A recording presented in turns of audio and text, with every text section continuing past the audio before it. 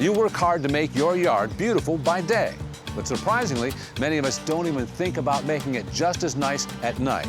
So we've got some great ideas that can make your yard and outdoor living spaces beautiful and safe from dusk to dawn with landscape lighting.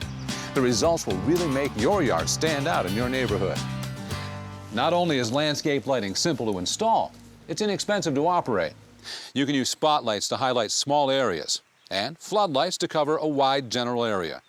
Lowe's has many types and styles of fixtures that can really transform your landscape. Like entrance lights that illuminate walkways and driveways, path lights that softly accent the way, dramatic uplights to highlight trees and statues, and hidden well lights that dramatically accent trees, shrubbery, and buildings.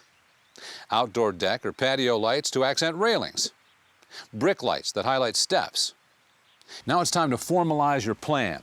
So sketch out a bird's eye view of your yard, including all of its key features: trees, walls, drives, walkways, outdoor patio, decks, or gardens.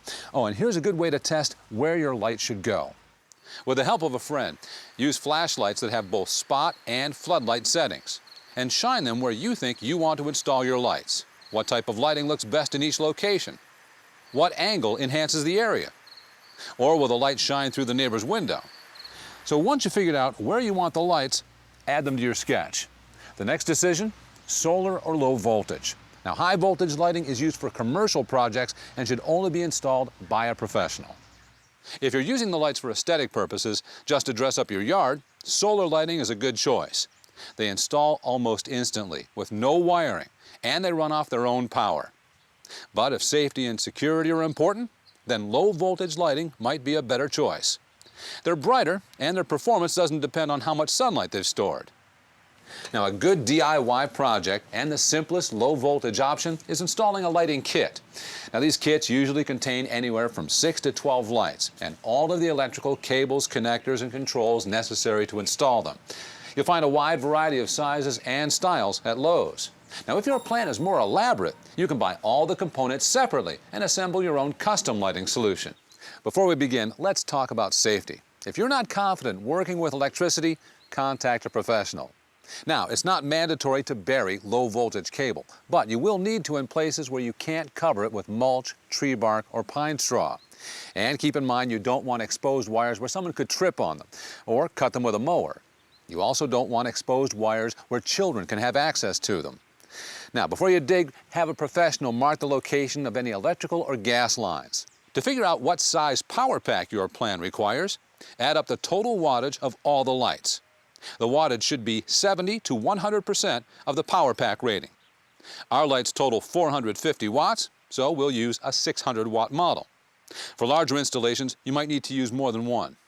Start by locating an outlet on the outside of your house. It should be at least 12 to 18 inches above the ground. And all outdoor outlets should be ground fault circuit interrupter or GFCI outlets with a waterproof cover. This provides extra shock protection in areas of high moisture. Mount the power pack within 1 foot of your power supply and don't use extension cords. Also, don't mount your power pack inside your garage or your home. Now mount the light sensor if you have one. Now it's time to assemble the lighting fixtures. Then lay the lights at their positions according to your plans. Beginning at the control box, use a flat blade shovel or an edger to cut a narrow trench up to 3 inches deep along the cable path. And make a perpendicular slit where each light fixture is going to be located.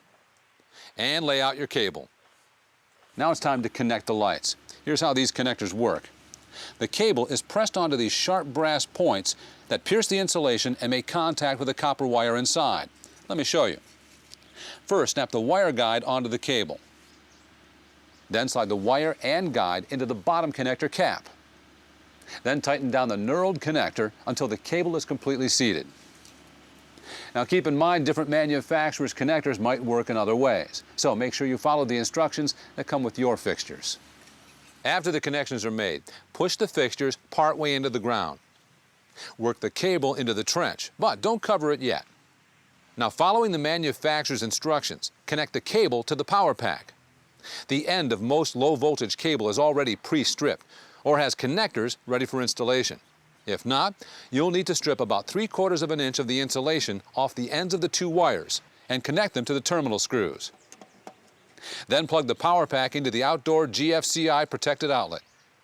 Set the power pack to the on position. Now make sure all the lights are lit. And double check any connections that aren't working. Then finish pushing the lights into the ground and close up the trenches. Then set the controls for automatic on and off times. And adjust their focus. You might have to do this at night. Then sit back and enjoy your dramatic new nighttime landscaping. Softly lit walls, secure walkways, and intimate outdoor living spaces, all giving your home a warm and inviting look. For more home improvement projects, check out the other how-to videos at Lowe's.com/videos.